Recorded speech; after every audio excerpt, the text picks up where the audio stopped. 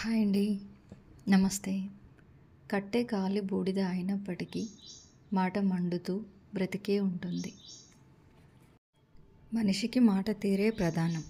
తేనె మాటలతో కటిక విషాన్ని అయినా అమ్మవచ్చునేమో కానీ కఠినమైన మాటలతో తీయని తేనెను కూడా అమ్మలేము.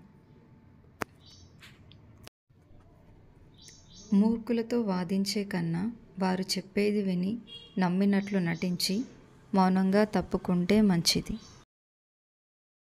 నడుచుకుంటూ వెళ్తే మార్గం తెలుస్తుంది. కన్నీళ్లను తుడుచుకుంటూ వెళ్తే లైఫ్ అంటే ఏమిటో తెలుస్తుంది.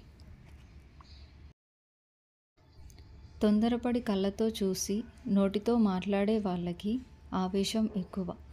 మాట్లాడకుండా మనసుతో చూసి మౌనంగా ఉండే వాళ్ళకి ఆలోచన ఎక్కువ. దురలవాట్లు అనేది మొదట్లో సాలెగూడు లాంటిది. తరువాత అవి ఇనుప గొలుసులై మిమ్మల్ని బాధించేస్తాయి. ప్రశాంతంగా జీవించాలి అనుకుంటే ఎదుటివారు మారాలి అని ఆశించకండి. మార్చాలి అని ప్రయత్నించకండి. కాళ్ళకు ఏమి గుచ్చుకోకుండా ఉండాలంటే మనమే చెప్పులు వేసుకోవాలి. లైఫ్లో అబద్ధం చెప్పిన వాడినైనా క్షమించవచ్చు కానీ అబద్ధం చెప్పి అదే నిజమని నమ్మించే వాడిని జీవితంలో క్షమించకూడదు. పడిపోతే పైకి లేపేందుకు ఎవరూ లేరని గ్రహించిన వాడు వేసే ప్రతి అడుగు ఆలోచించి వేస్తాడు.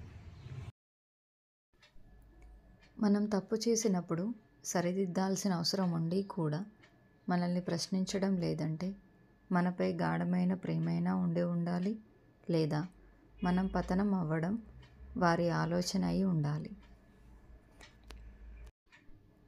మన మనస్సు సరిగ్గా లేనప్పుడు మాటలు జారకూడదు. ఎందుకంటే మనసు మార్చుకునేందుకు మార్గాలు ఉన్నాయి కానీ మాటలను వెనక్కి తీసుకునేందుకు ఒక్క మార్గం కూడా లేదు. మన మనస్సులో అశాంతి ఉంటే ప్రతి విషయం గందరగోళంగానే ఉంటుంది. అవకాశం అనేది అరుదుగా వస్తుంది. దాన్ని సద్వినియోగం చేసుకుంటేనే విజయ తీరాన్ని చేరగలవు. నా వీడియో మీకు నచ్చినట్లయితే ప్లీజ్ లైక్ అండ్ సబ్స్క్రైబ్.